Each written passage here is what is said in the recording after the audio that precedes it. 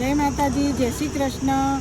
અમે આવ્યા છીએ સેક્ટર 12માં. તો એક ભાઈ અમને મળ્યા હતા, તો એમને એમ કીધું કે એક બા એમનો કરિયાણાની કીટની જરૂર છે, તો તમે આપશો? મેં કીધું હા ચોક્કસ અમે આપીશું. અને અમે કરિયાણાની કીટ એક લઈને આવ્યા છીએ અત્યારે બનાવીને.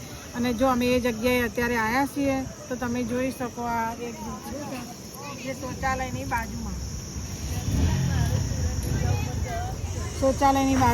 એટલે અમારો મેસેજ આવ્યો હતો અને ફોન બી આવ્યો હતો સેક્ટર 12માં હતા ત્યારે, એટલે અમે આપવા માટે આવ્યા છીએ. તો કરિયાણાની કીટ એક બનાવી છે તો લઈને આવ્યા છીએ.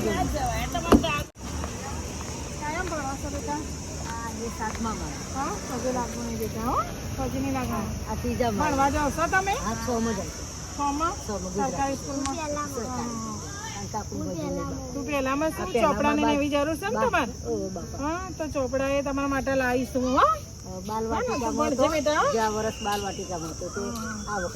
પછી કોનું નામ રોશન કરવાનું? મમ્મી પપ્પાનું અને મારું એ કરજો જોડે જોડે. ખરું જ બાપા જોડે ખાય તો કરવું જ પડે. મારી કરીશું ચોક્કસ. ચલો ત્યારે અમારું આ મકાન છે બાપા સાપડું છે. એવું છે? સાપડું છે. ચલો આવીએ. સાપડું છે.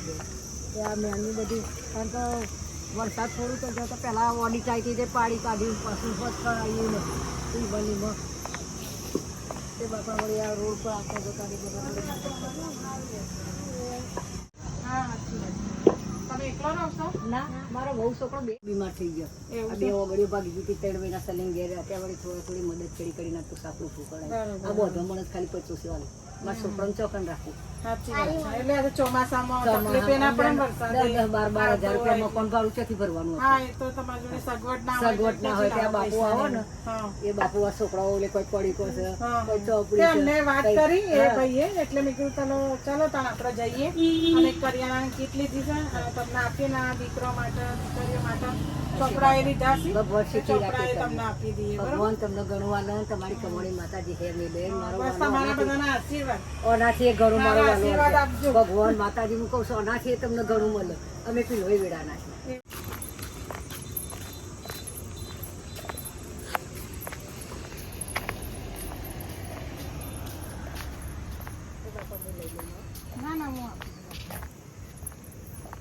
આ બહુ મકોડા ભરાય છે ને મેડમ તે પાછા પહેલી સિમેન્ટ લાવે અને આટલું કીધું ધોળાવરાવો ભાઈ ચપ્પુ હા, ચપ્પુ લાવો. ચપ્પુ તો બહુ શીખી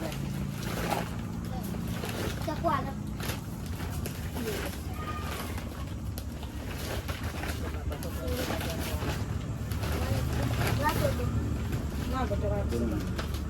પછી ફરીથી તમે જુઓ તો બધું ભટકળ આવી એ વખતે પછી 5 કિલો લોટ બોટને ઉગાડના હોય ને પાછા છોકરો રાખવો પછી પૂજા ને એવું થાય તો બાપા ભગવાનનું મારું મારા કુલદેવી થોડી આવશે અને રમો પી રાધે ચોખા ભગવાન તમારી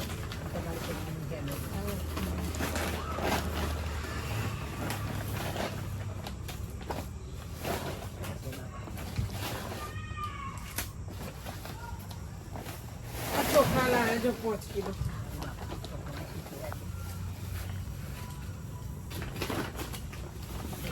એનાથી તમારું ભગવાન ભગવાન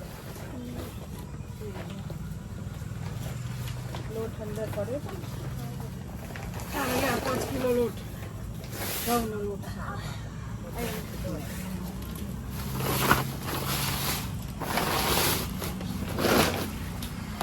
તો આ બાની અમે મદદ કરવા આવ્યા છીએ. આના કરિયાણાની કીટ આપી છે. એમના દીકરો થોડું થાય એવું નહીં, કામકાજના બીમાર જેવા હોય છે અને નાના દીકરાઓ દીકરીઓ છે, એટલે એમના માટે પણ ચોપડા આપણે લાવ્યા છીએ ભણવા માટે. એટલે છોકરા ભણીને થોડા આગળ પણ જાય અને આપણે એમના માટે સગવડ પણ કરીશું અને ભણીને આગળ વધીએ.